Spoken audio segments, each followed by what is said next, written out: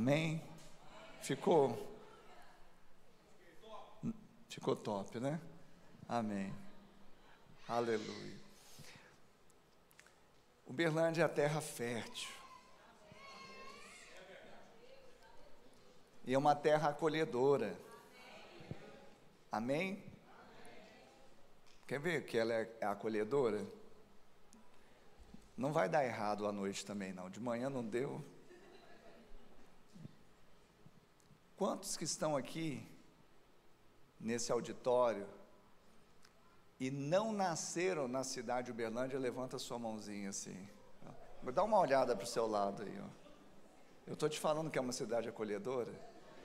É raro você encontrar um nativo aqui nessa terra. Minha esposa é nativa, mas eu não. Então, queridos, Uberlândia é uma cidade, diga, acolhedora. Uma cidade fértil, uma terra fértil. Embora muitos cheguem aqui e às vezes não conseguem vê-la como uma terra fértil. Muitos permanecem até anos aqui e não mudam, não viram a chave, porque não entenderam o propósito pelo qual o Senhor as enviou para cá. Porque muitos vêm para estudar, muitos vêm para trabalhar, muitos vêm para ganhar dinheiro, fazer sua vida, e nada em si mesmo, essas coisas não tem nada de errado. Mas nós temos de descobrir propósito. O propósito é o que move a eternidade. Você não veio aqui simplesmente para ganhar dinheiro. Você não veio para cá simplesmente para fazer um curso superior, uma pós-graduação, um doutorado. Você não veio aqui simplesmente para prosperar, ainda que o Senhor tenha prosperidade para você nessa terra. O Senhor te trouxe a essa terra para te dar um destino, e que você gere destino na vida de outros. Amém? Você está recebendo essa palavra?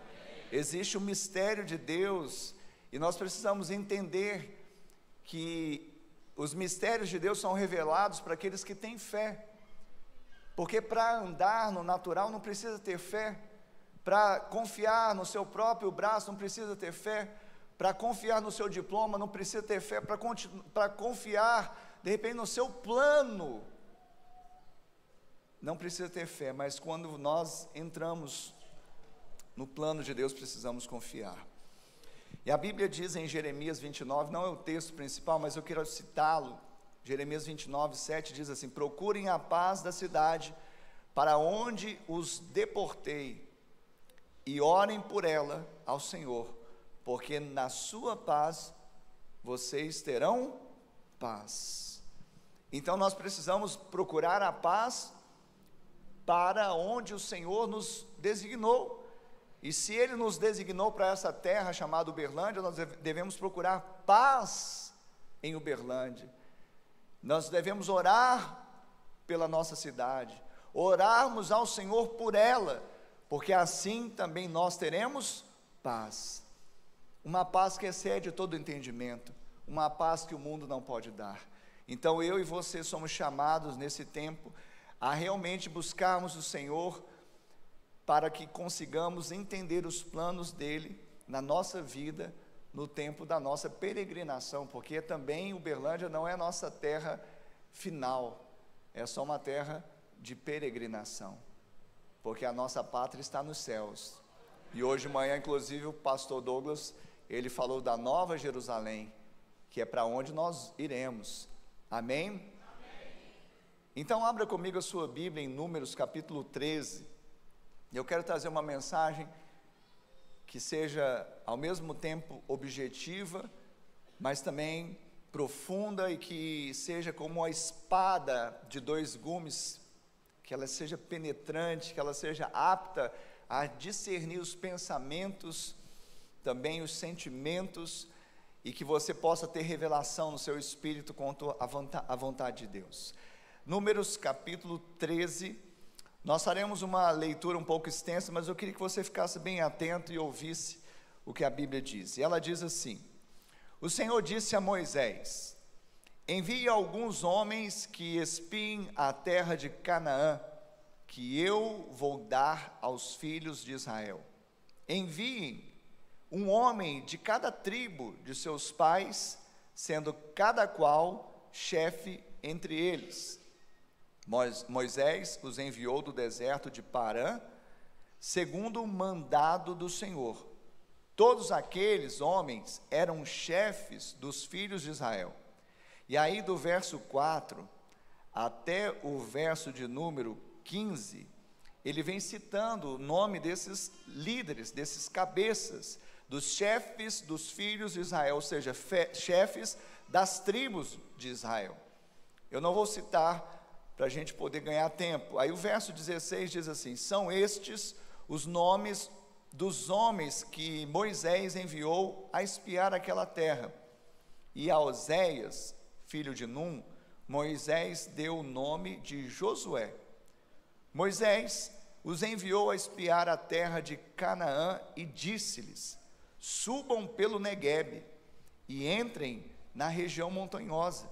Vejam a terra como ela é e o povo que nela habita, se é forte ou fraco, se são poucos ou muitos. Vejam também como é a terra em que esse povo habita, se é boa ou má, e como são as cidades em que habita, se são arraiais ou fortalezas. Também como é o solo, se é fértil ou estéril, se nele há matas ou não. Tenham, diga, coragem. Tenham coragem e tragam dos frutos da terra. Aqueles dias eram os dias das primícias das uvas. Verso 21.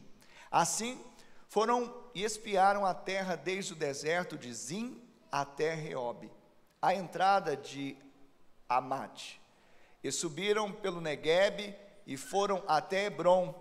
Ali viviam Aimã, Sesai e Talmai, filhos de Anak.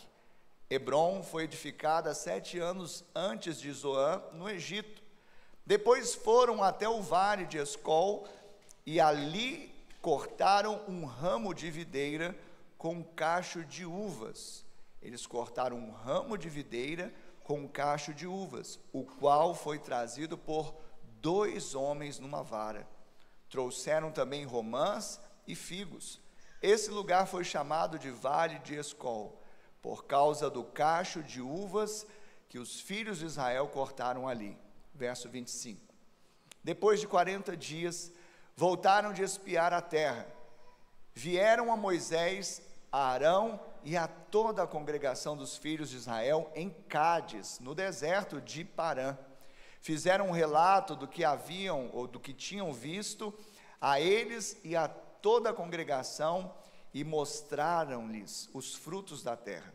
Relataram a Moisés e disseram: fomos à terra a qual você nos enviou, de fato, é uma terra onde mana leite e mel. Estes são os frutos dela. Mas o povo que habita nesta terra é poderoso, e as cidades são muito grandes e fortificadas. Também vimos ali os filhos de Anak. Os amalequitas habitam na terra do Neguebe. Os heteus, os jebuseus e os amorreus habitam nas montanhas. Os cananeus habitam perto do mar e na beira do Jordão. Então Calebe fez calar o povo diante de Moisés e disse: vamos subir agora e tomar posse da terra, porque somos perfeitamente capazes de fazer isso. Porém, os homens que tinham ido com ele disseram: não podemos atacar aquele povo, porque é mais forte do que nós. E diante dos filhos de Israel, falaram mal da terra que haviam espiado, dizendo: a terra pela qual passamos para espiar é terra que devora os seus moradores, e todo o povo que vimos nela são homens de grande estatura. Verso 33. Também vimos ali gigantes, os filhos de Anak. Os filhos de Anak são descendentes de gigantes, e éramos aos nossos próprios olhos como gafanhotos, e assim também éramos aos olhos deles. Amém? Pai, essa é a tua palavra, e eu creio que ela é poderosa. Ela é poderosa para trazer revelação, iluminação aos olhos do nosso entendimento. Usa, Deus, o teu servo com intrepidez e ousadia, com sabedoria que vem do alto, e cada um possa receber, Deus, esta palavra com um coração sedento, e sejam transformados para a sua glória. Assim nós oramos em nome de Jesus, todos digam amém. Aleluia. Então aqui Moisés, ele definiu o que era necessário para aqueles espias, o que era necessário saber sobre aquela terra em que os espias seriam enviados, e por qual caminho eles deveriam entrar na terra que o Senhor havia prometido. Deixa eu falar algo para você, e preste bastante atenção. Bom senso tem a ver com o cumprimento de propósitos de Deus. Muitas vezes nós queremos abrir mão de planejamento, de planos, e simplesmente esperar que o Senhor vai fazer aquilo que nós podemos. Deus, Ele não costuma fazer aquilo que podemos.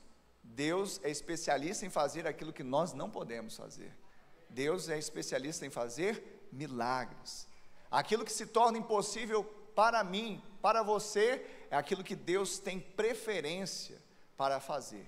Então veja que bom senso, nesse caso de Moisés, um estrategista, que havia recebido também uma promessa de habitar numa terra, ele chega numa cidade chamada Cádiz, que era um oásis no meio de um deserto, e ali ele então tem um momento crucial, espiar a terra, porque afinal de contas ele não conhecia aquela terra, era um caminho que para ele era inusitado, ele não havia passado por ali, ele não conhecia aquele caminho, então ele precisava reconhecer se era a terra que o Senhor estava entregando nas mãos dele.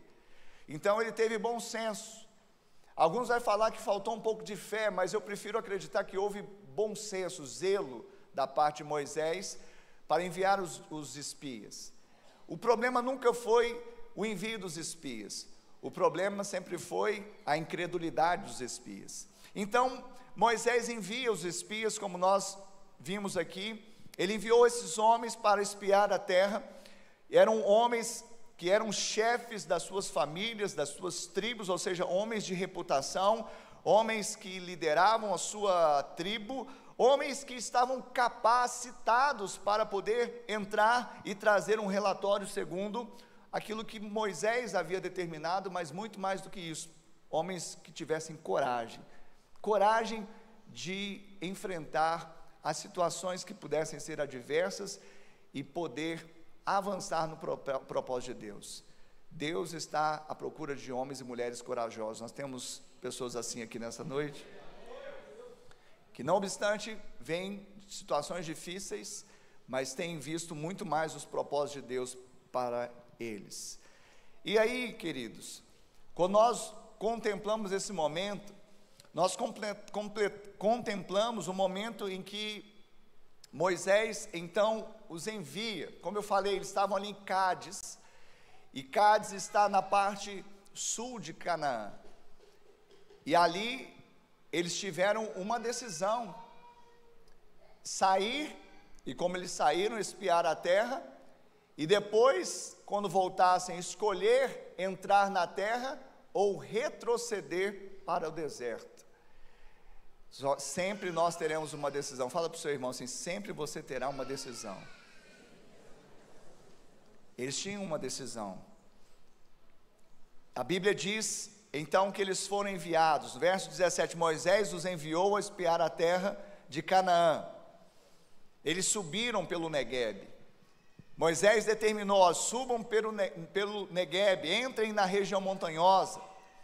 Moisés prescreveu aquilo que eles deveriam fazer. Veja como é a terra, como é o povo, se há fertilidade na terra, se a terra, as cidades onde o povo habita são arraiais ou são cidades fortificadas. Ou seja, eles de fato precisavam passar e observar e verificar tudo isso.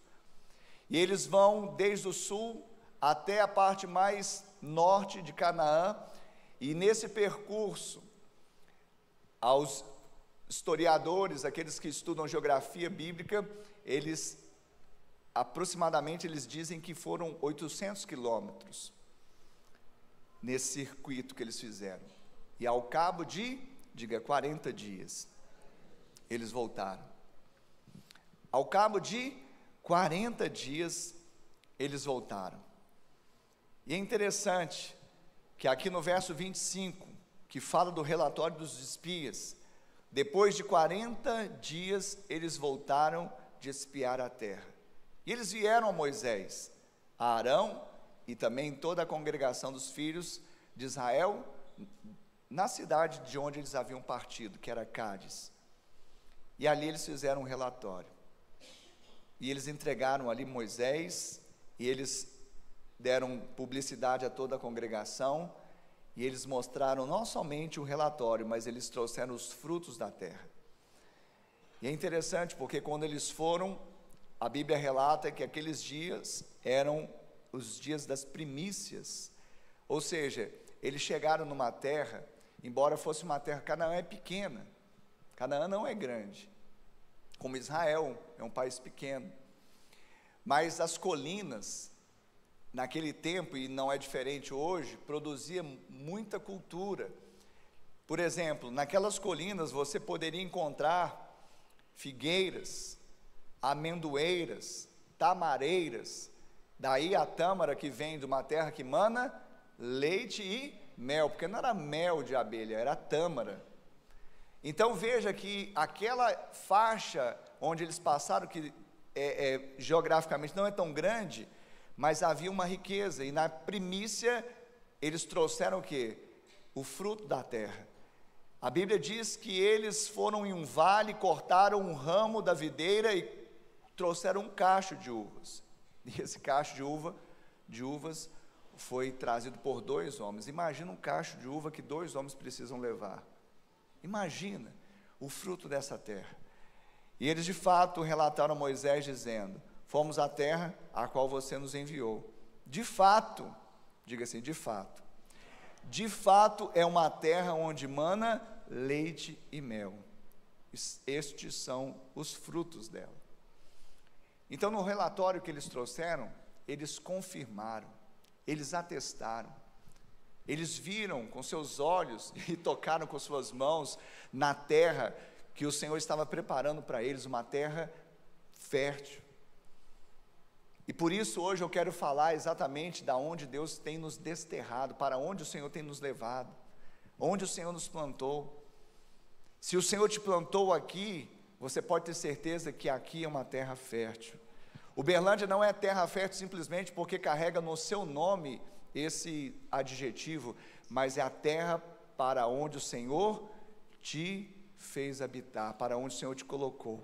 Você crê nisso? Sabe, eu tenho certeza que alguns chegaram como eu, não foi os meus próprios pés que me trouxeram a essa terra, mas os meus pais me trouxeram a essa terra. Mas hoje eu não tenho dúvida de que o Senhor já tocava no coração do meu pai e da minha mãe para chegar nessa terra, para eu habitar aqui e para poder fazer o cumprimento do projeto de Deus na minha vida e através da minha vida. Você crê nisso? Então creia que o Senhor te trouxe aqui para que Ele cumpra um projeto, um propósito na sua vida e através da sua vida. E muitas evidências há na nossa caminhada. Eu poderia relatar tantas evidências que eu já vivi aqui nessa cidade, você também, e talvez você testifique: realmente eu prosperei nesta terra, realmente é uma terra boa, fértil. Na terra onde eu estava, não tinha tanta abundância, faltava emprego, eu não tinha talvez acesso acadêmico como um polo acadêmico como eu tenho na cidade de Uberlândia, e tantas outras coisas nós poderíamos falar, e talvez mesmo assim haja um senão. E isso é que nós precisamos tirar do nosso coração. Os espias, eles começam um relatório dizendo que de fato a terra manava leite e mel, e apresentaram o fruto, o cacho de uvas trazido por 2 homens. Mas eles disseram mas. O mas é uma conjunção adversativa, né? Ou seja, o porém é o todavia. Cuidado com o mas, cuidado com o porém, cuidado com o todavia, no entanto. Se Deus te plantou em uma terra e tem uma promessa que você vai frutificar, não existe mais, não existe todavia, não existe no entanto, você vai prosperar nessa terra para a glória do Senhor. Tem crente aqui que pode fazer barulho nessa noite? Aleluia, pode aplaudir o Senhor Jesus.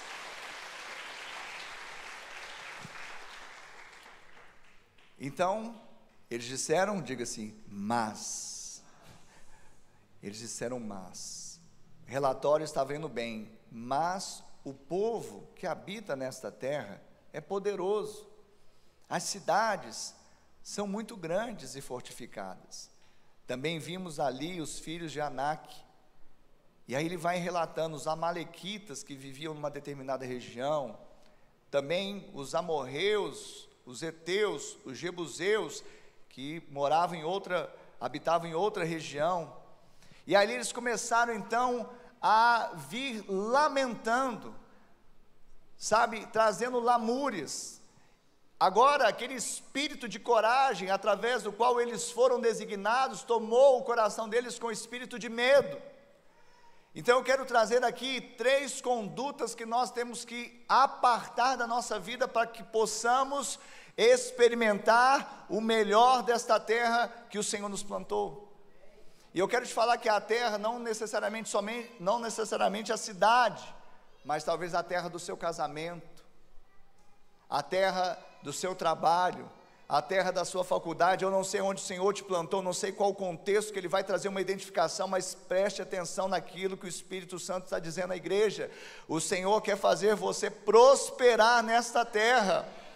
Se é o seu casamento, você vai prosperar. Se é o seu trabalho, você vai prosperar. Se é a sua faculdade, você vai prosperar. Se é a sua família, você vai prosperar. Se são negócios que você tem feito, o Senhor tem determinado, vai com coragem, você vai prosperar.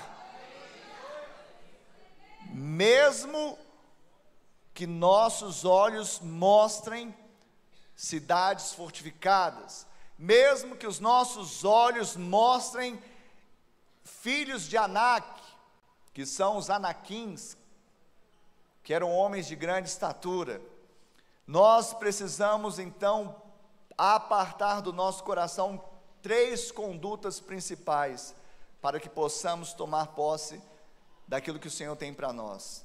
Porque esses espias, 10 deles tiveram uma conduta, ou condutas que retiveram a promessa na vida deles.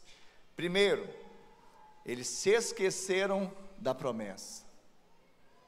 Primeira conduta que nós temos que apartar do nosso coração: esquecimento da promessa. Você pode esquecer alguma coisa na sua vida, mas jamais esqueça da promessa de Deus. Ontem eu estava no casamento, aí o pastor, que era pai da noiva, ele falou assim: eu não me esqueço das datas mais importantes da minha vida com a minha esposa. E ele estava orientando o genro dele, então não se esqueça das datas importantes. Aí ele falou assim: ainda que ela não se lembre de nenhuma delas, e então ela nem me cobra sobre isso. Aí a Ana me cutucou assim e falou assim: eu sou assim também, né, meu bem? Aí eu falei: ainda bem que eu estou desobrigado de lembrar, né? Até esquecer o dia do seu casamento, eventualmente, se acontecer, não que vai acontecer, mas não se esqueça da promessa de Deus na sua vida. Você está ouvindo isso?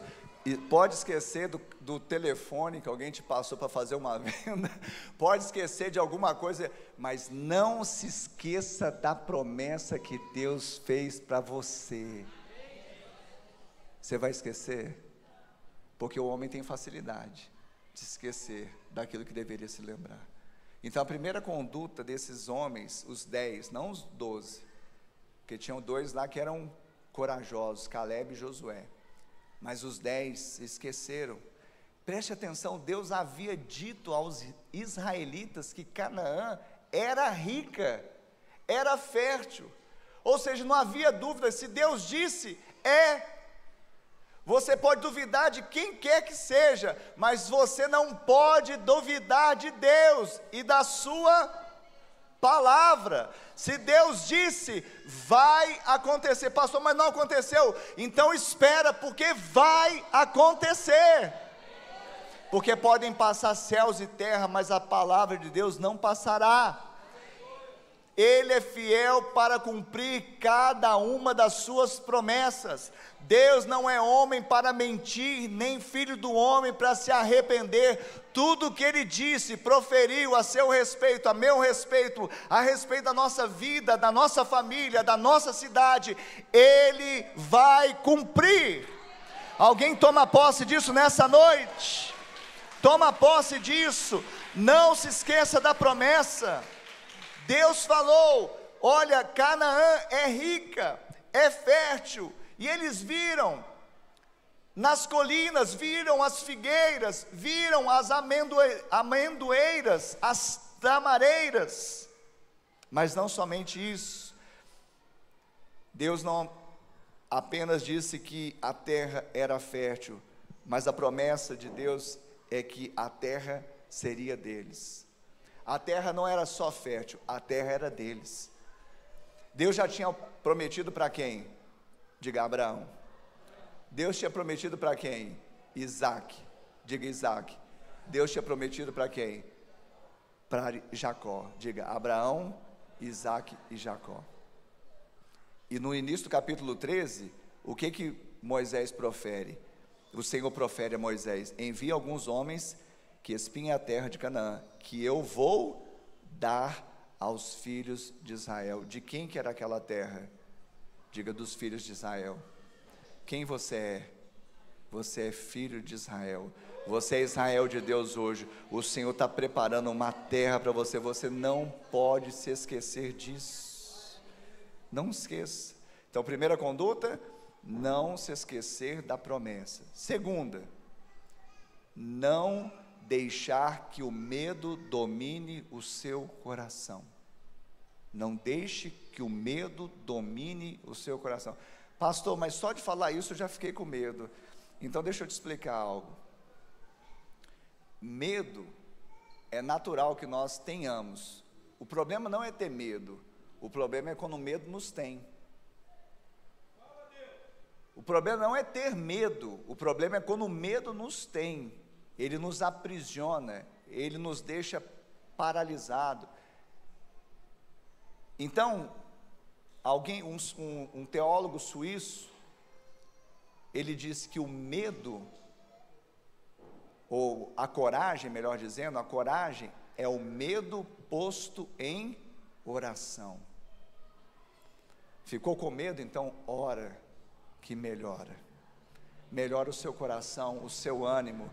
E você, com o ânimo redobrado, você vai saber que Jesus venceu, então você vai vencer também.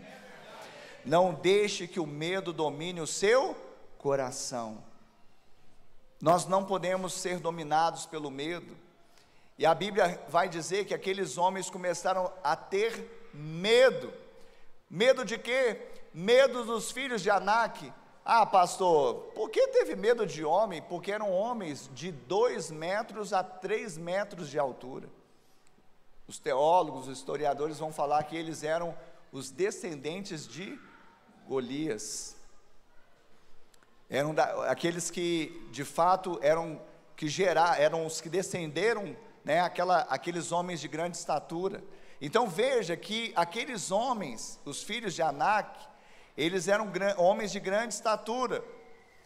E a Bíblia vai dizer, aqui nós lemos, que também eles temeram porque as cidades não eram arraiais, eram cidades fortificadas. Sabe o que quer dizer isso? Preste bastante atenção.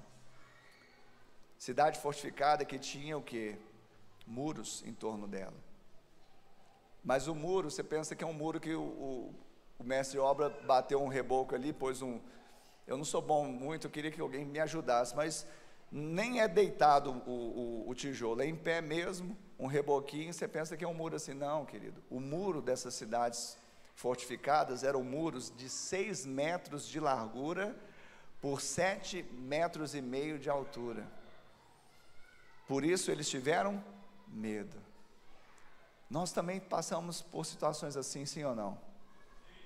Você já teve medo alguma vez na sua vida? Se não teve, vai ter. Mas eu sei que você já teve, porque isso é normal, natural.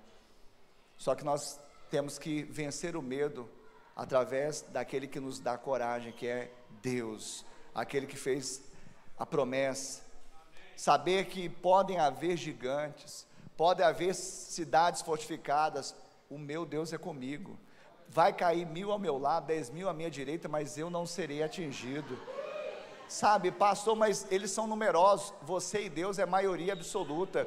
Querido, você não está entendendo. Quando nós deixamos que o medo domine nosso coração, nós já entramos perdidos na batalha. Mas quando nós tomamos posse daquilo que Deus tem para nós, que é coragem, um bom ânimo, nós sabemos que Ele está conosco. E que, se Deus é por nós, quem será contra nós? Diga, se Deus é por mim, quem será contra mim? Então, coragem. Não deixe que o medo tome o seu coração. Ei, preste atenção. Talvez você entrou aqui hoje com medo no seu coração, de alguma situação na sua vida. É ou não é? Tem alguma situação. Todos nós temos. Hoje um irmão mandou uma mensagem para mim: pastor, está tudo bem? Eu falei, tá.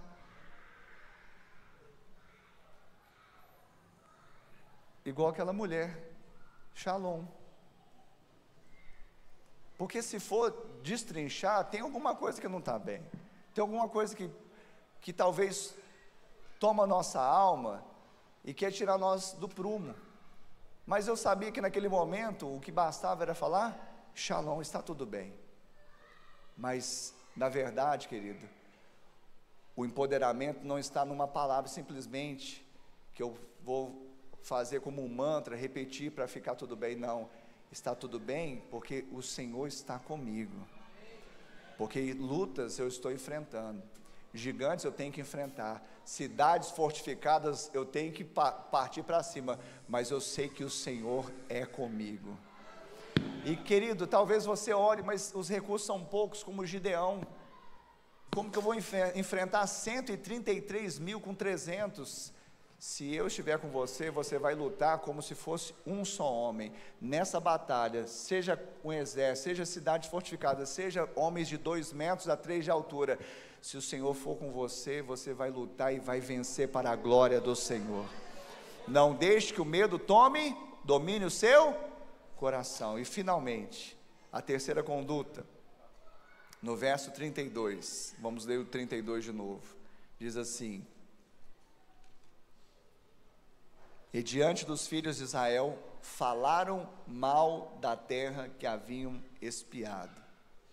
Sabe o que é isso? Em outra versão está, infamaram. Infamar é falar mal. E às vezes a gente fala mal de Uberlândia. É a cidade que Deus nos plantou. Ah, mas essa cidade o povo é de nariz empinado. Ah, o povo daqui não faz amizade com facilidade.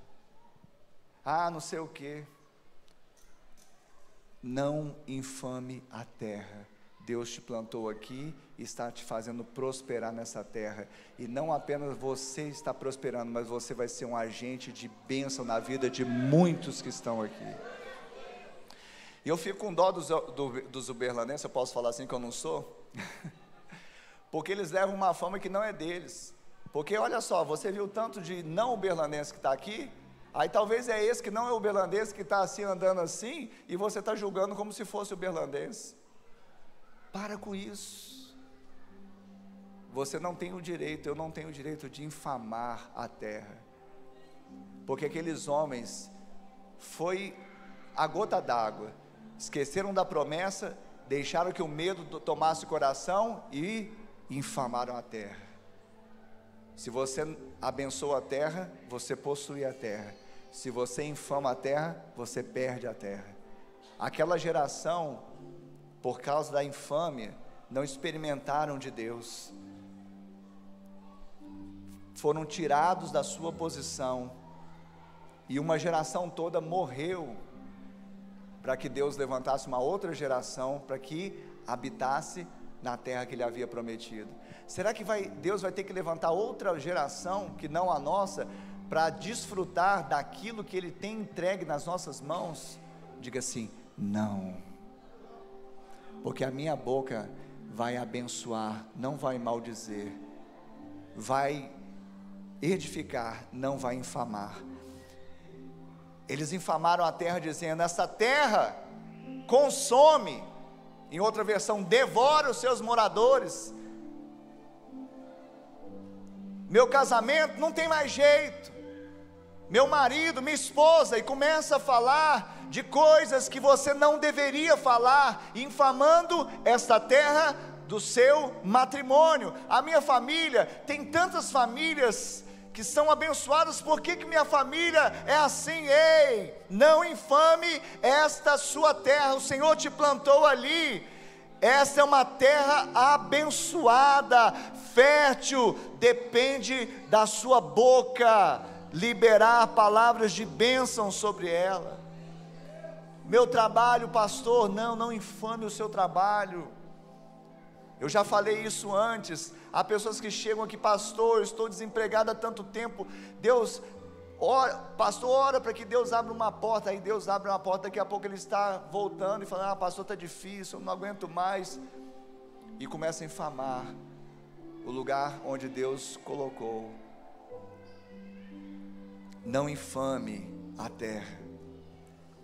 E uma das coisas que eles falaram quando infamaram a terra foi que aquela terra consumia os seus moradores, devoravam os seus moradores, ou seja, ninguém podia habitar ali. Talvez você está olhando para o seu casamento dizendo: não tem vida aqui, ou para a sua família, para o seu trabalho. Eu não sei qual que é a terra através ou a qual você está se identificando, mas você precisa agora trazer exatamente isso. Essa conduta não será mais a minha. Eu não vou infamar a terra, eu vou abençoá-la, porque não vai ser levantada outra geração. Sou eu mesmo que vou possuir essa terra, sou eu mesmo que vou desfrutar dessa terra, sou eu mesmo que vou desfrutar do leite e mel, sou eu mesmo que vou habitar. Eu sou geração de Caleb, eu sou geração de Josué. Há algumas pessoas que vão tentar inflamar o seu coração. Talvez você está guardando o coração, talvez você está fazendo tudo como deveria, não se esquecendo da promessa, não deixando o medo dominar o seu coração, e está contendo a sua boca para não infamar, mas alguém vem e começa a falar mal, e começa a infamar, e começa a dizer tantas coisas. Não permita que isso tome o seu coração. Não permita que isso tome o seu coração, porque a voz que faz emudecer esta infâmia é a voz da fé. A fé declara as coisas que não são aparentes, mas ela atrai as coisas como se fossem. O que Josué, aliás Caleb diz no verso 30? Ele disse: eia, fez calar. Eles estavam lá falando tantas coisas, infamando a terra, e ele disse: eia. A palavra está com interjeição, é uma palavra forte, dizendo eia. Diga eia. Eia é uma interjeição que faz calar a infâmia, a incredulidade, que faz cessar esse legado terrível que estava no seu passado, mas não está mais, porque agora você é um homem, uma mulher cheio de fé que abençoa. Diga eia. Diga eia. Ele diz: eia, subamos e possuamos a terra, porque certamente prevaleceremos contra ela. Quem vai subir nessa terra? É a terra do seu casamento, é a terra da sua família, é a terra do seu trabalho, é a terra dos seus negócios, é a terra da sua faculdade. Eu não sei que terra é, mas nós diremos: eia, vamos subir, vamos possuir a terra, porque certamente prevaleceremos contra ela. Fica de pé no seu lugar. Fica de pé no seu lugar. Deus está falando com você, então feche os seus olhos.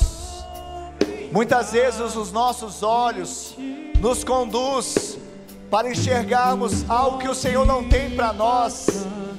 Aqueles espias que foram tomados de esquecimento da promessa, foram tomados de medo no coração e começaram a infamar a terra. Eles começaram a se ver como gafanhotos.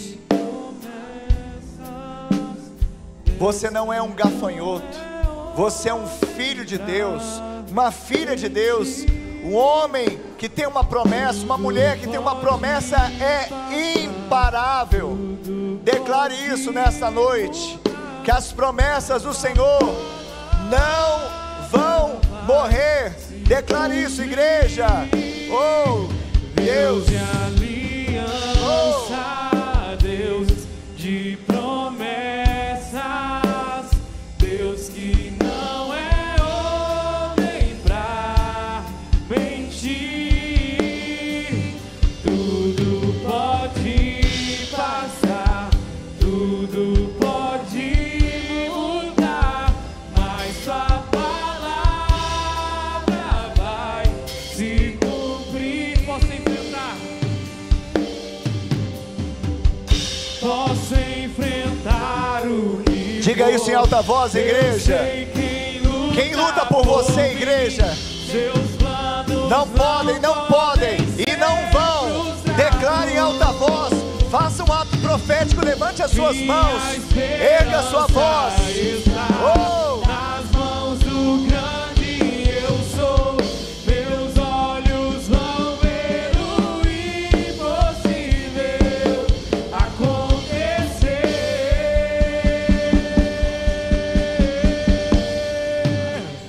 Deus de aliança, Deus de promessas, Deus que não é homem pra mentir. Tudo pode passar, tudo pode mudar, mas sua palavra vai se cumprir. Pai, eu oro por cada um dos meus irmãos e das minhas irmãs que estão aqui, que receberam esta palavra. Pai, no nome de Jesus, que nenhum deles se esqueçam da promessa que o Senhor fez, que nenhum deles permita que o medo domine o seu coração, e que nenhum deles, Senhor, infame a terra que o Senhor desterrou, que o Senhor deportou, que o Senhor plantou. Pai, no nome de Jesus, nós declaramos, Pai, o surgimento, Pai, que o Senhor está levantando agora, Senhor, uma geração de Josué e Caleb, homens e mulheres, Pai, que se levantam e fazem cessar toda voz de incredulidade, dizendo: eia, eia, homens e mulheres que estão dispostos a enfrentar os filhos de Anak, os gigantes, as cidades fortificadas, seja qual for o obstáculo, para ver o cumprimento da promessa de Deus. Não vão renunciar para outra geração, mas vão seguir com fé e crer que o nosso Deus é um Deus de promessas. Oh, oh, aleluia. Oh, Deus de promessas, Deus que não é homem pra mentir. Tudo pode passar, tudo pode mudar, mas sua palavra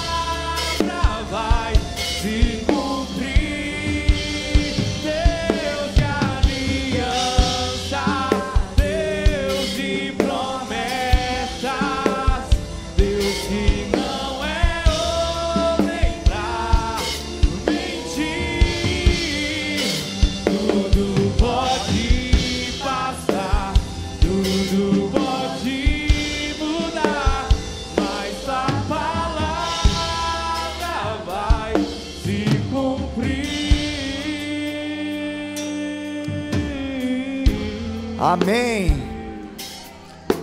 Amém, igreja. Você pode aplaudir o Senhor Jesus, porque Ele é digno. Ele nos fez mais que vencedores. Essa semana você vai fazer um ato profético. Talvez alguns não vão entender, mas a sua célula vai entender. Chega lá na sua célula e diga assim: eia! Eia! Chega no seu trabalho, irmão Antônio, diga assim: eia! Chega lá na sua casa, chega lá na sua faculdade, chega onde for, chega lá no seu trabalho, você vai dizer: eia! Está escrito, Números 13:30. Caleb deu esse berro, não foi uma palavra, foi com interjeição, tem um ponto de exclamação, porque isso faz calar a voz da incredulidade. Eia, vamos subir, vamos possuir. Ah, mas tem gigante.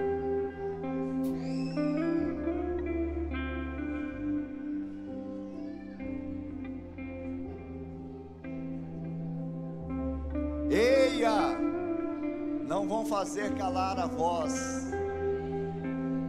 Amém? Então, nós já estamos terminando. Veja como que essa declaração de fé faz diferença, porque Josué e Caleb foram os únicos daquela geração que entraram, porque aquela geração que infamou a terra, deixou que o medo tomasse o coração, esqueceu-se da promessa, eles se viam como gafanhotos, um inseto. Você não é um gafanhoto, você é um homem, uma mulher de Deus.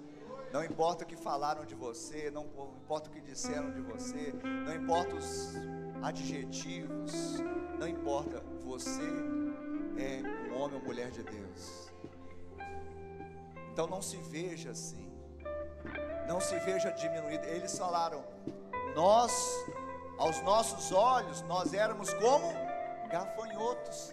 Ou seja, eles se viam assim, e como imagina em sua alma, assim ele é. Aí eles já projetaram, e também eles nos viam como gafanhoto. Como que eles sabiam essa ótica? Não tem a ver com como vê em você, tem a ver como você se vê. Você é um homem de Deus, uma mulher de Deus, cheia de Deus e da promessa do Senhor. Amém? Você toma posse disso nessa noite, e nós abençoamos essa cidade. Amanhã vai ter o Resgate Uberlândia. Eu acho que o que vale a pena naquele Camarô é o Resgate Uberlândia, né? Que é amanhã, vai ter lá o Morada. Então você está convidado, leva 1 quilo de alimento, com paz, que o Conselho de Pastores está organizando, apoiando. As igrejas nós estamos orando. Amanhã a partir das 7h30 da noite, lá no Camarô, Morada, no Resgate Uberlândia. Nós abençoamos essa terra, e nós jamais, nunca mais infamaremos a cidade que o Senhor nos desterrou. Uberlândia é terra fértil, que nos acolheu, e nós também seremos bênção nessa terra, no nome de Jesus. Que o amor de Deus Pai, a graça de Deus Filho e a doce comunhão e consolação do Deus Espírito Santo seja com todo o povo de Deus, hoje e sempre. Amém e amém. Vão na paz, tenham uma semana de bênção e vitória, em nome de Jesus.